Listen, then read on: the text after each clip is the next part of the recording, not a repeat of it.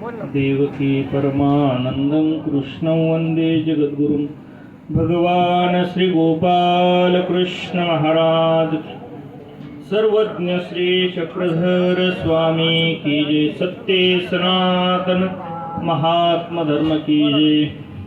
देवकी नंदन महानुभव आश्रमाच्या वर्धापन दिनाच्या निमित्ताने आपण सर्व उपस्थित सर्व सद्भक्त अत्यंत आनंदाने अति उल्हासाने दरवर्षी या ठिकाणी एकत्रित येत असता, त्याच पद्धतीने याही वर्षी आपण सर्व आदरणीय श्रद्धेय या कार्यक्रमाचे आयोजक परमपूजनीय आचार्य महंत श्री वल्लभराज बाबाजी सिन्नरकर यांच्या विनंतीला मान देऊन या ठिकाणी उपस्थित झाला।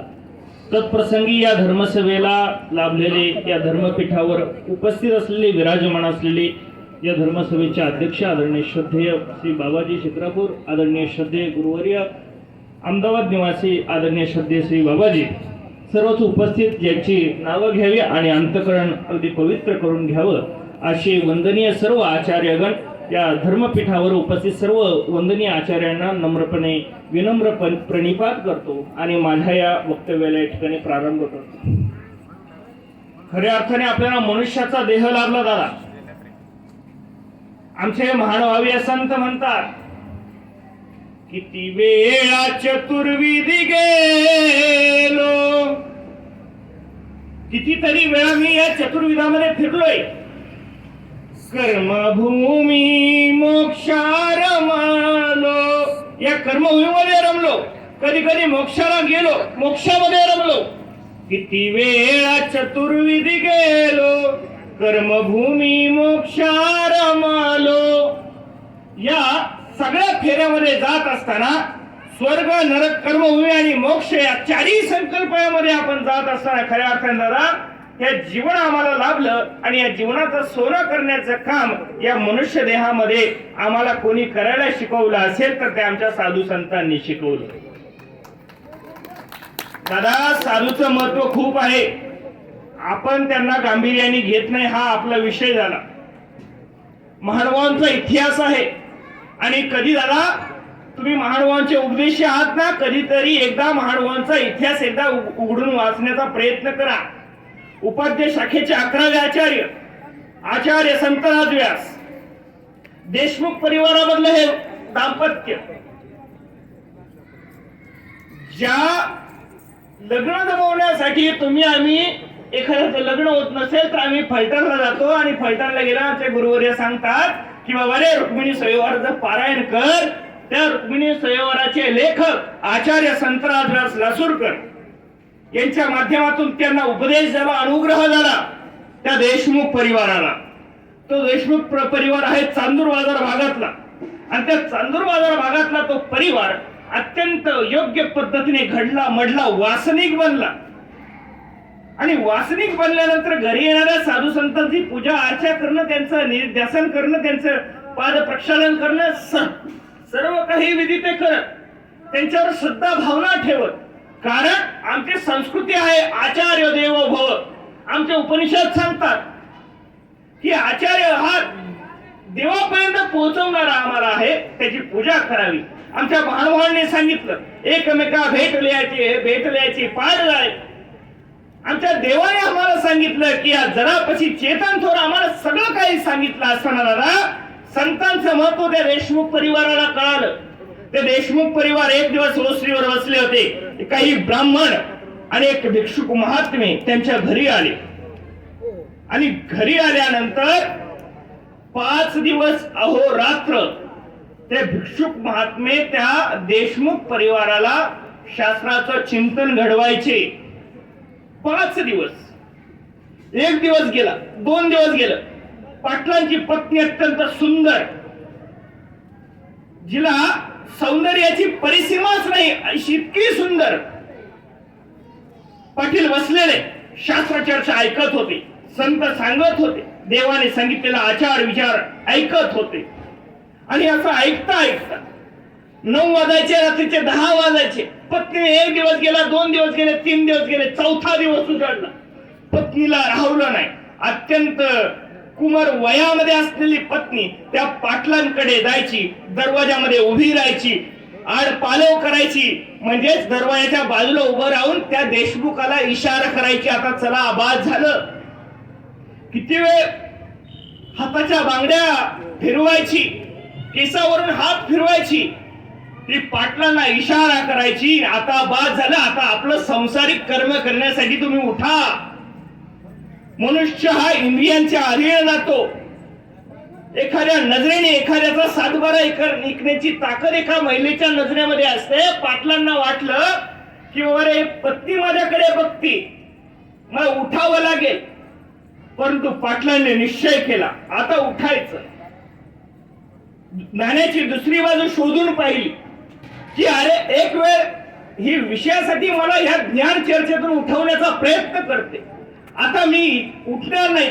ते पाटील तिच्यावर रागावले, तिला निघून जा म्हटले. आणि दुसऱ्या मिनिटाला त्यांना साक्षात्कार झाला की दादा, माझ्याकडून इंद्रियांचा उपभोग घेण्यासाठी फक्त माझी पत्नी आहे, माझा संसार फक्त उपभोग घेण्यासाठी आहे.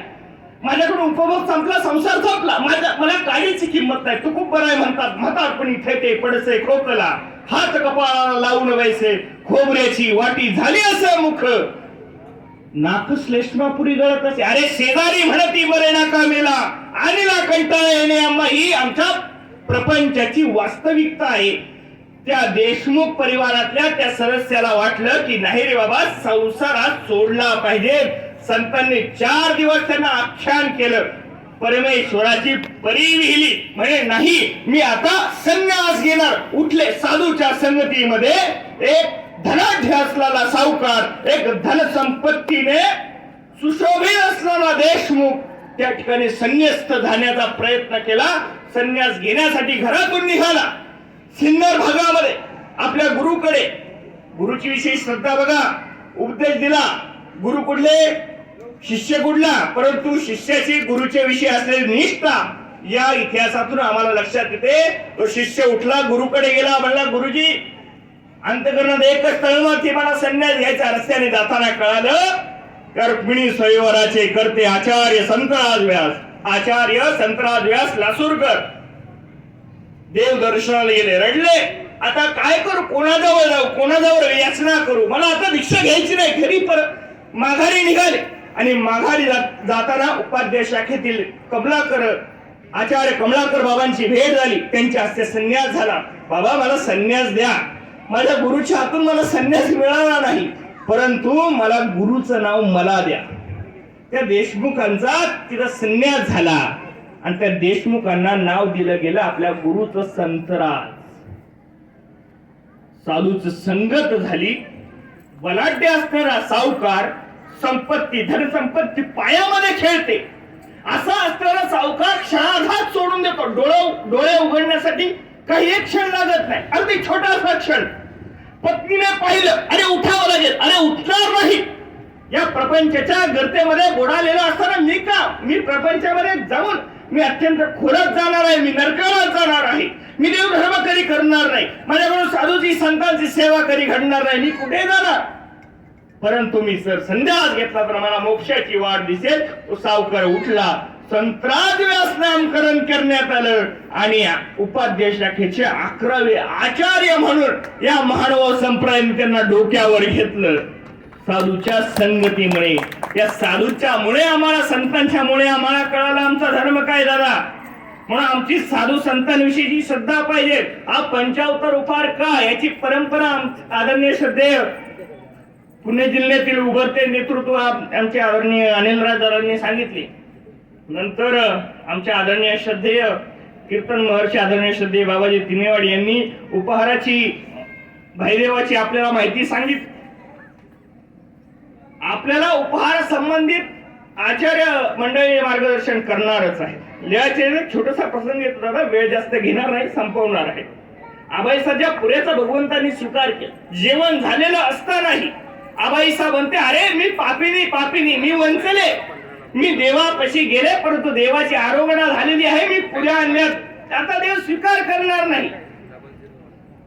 देवांचे ऐकलं, तो सर्वज्ञ आहे. मी नेहमी सांगत असतो, जगात स्वामी या उपाधीने अनेक आहेत, जगामध्ये स्वामी या उपाधीने अनेक आहेत, सर्वज्ञ मात्र एक आहे, सर्वज्ञ श्री चक्रधर स्वामी. तो सर्वज्ञ सर्व जाणकार असणारा तो परमात्मा. त्यांनी जाणलं, आबाईसांना बोलवलं, बाईसांना विचारलं, अहो काय म्हणतात? काय नाही. आबाईसा म्हणे मी उपहार आणला होता.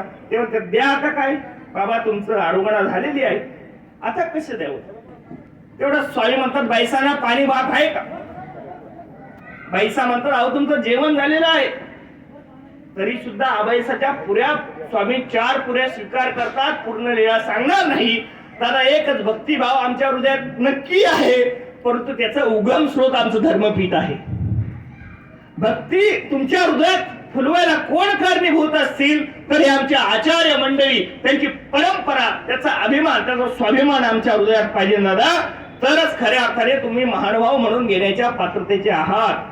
नाहीतर जोपर्यंत आम्ही आमच्या साधू संतांचा, आमच्या धर्माचा जोपर्यंत अभिमान घेऊन समाजामध्ये जगत नाही, तोपर्यंत खऱ्या अर्थाने आम्ही कोणत्याही दिशेला न दिशेला पात्र होऊ शकत नाही. म्हणून दादा या पंचावतार उपहाराच्या निमित्ताने आपण सर्वजण या ठिकाणी उपस्थित झाला.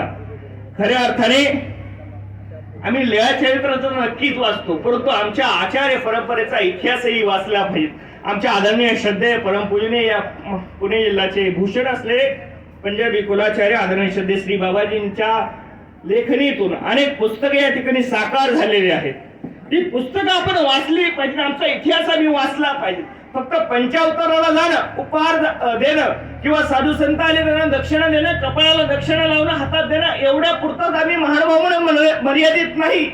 आम्हाला आमचा धर्मशास्त्राचा इतिहास काढावा लागेल, आम्हाला आमचं लीळा चरित्र ग्रंथ पाहावा लागेल, आमच्या स्मृतीस्थळ आम्हाला पाहावं लागेल. दादा तेव्हा कधीतरी आम्ही महानुभाव असल्याचा आम्हाला सार्थ अभिमान आहे. कधी एखाद्या वारकऱ्याच्या घरात जाऊन बघा दादा, उमरेच्या आतमध्ये पाय टाकला की 2 गोष्टी तुम्हाला दिसतात. एक भिंतीवर ज्ञानोबरायांचा प्रतिमा आणि दुसरी देवाऱ्यावर ज्ञानेश्वरी. आमच्या किती जणांच्या हॉलमध्ये स्वामी श्री चक्रधरांची प्रतिमा आहे आणि किती जणांच्या देवाऱ्याजवळ असणाऱ्या कपाटामध्ये लीळा चरित्र नावाचा ग्रंथ आहे. हे आत्मसात करण्याची आम्ही विचार करण्याची आमची एक गरज आजच्या काळामध्ये आहे. असो या ठिकाणी उपस्थित सर्व आचार्य आहेत. आदरणीय श्रद्धेय आमचे स्नेही हंसराज दादाजी मराठे, आदरणीय श्रद्धेय माळवाडी देहुनिवासी, आदरणीय श्रद्धेय पिलंसकर बाबाजी,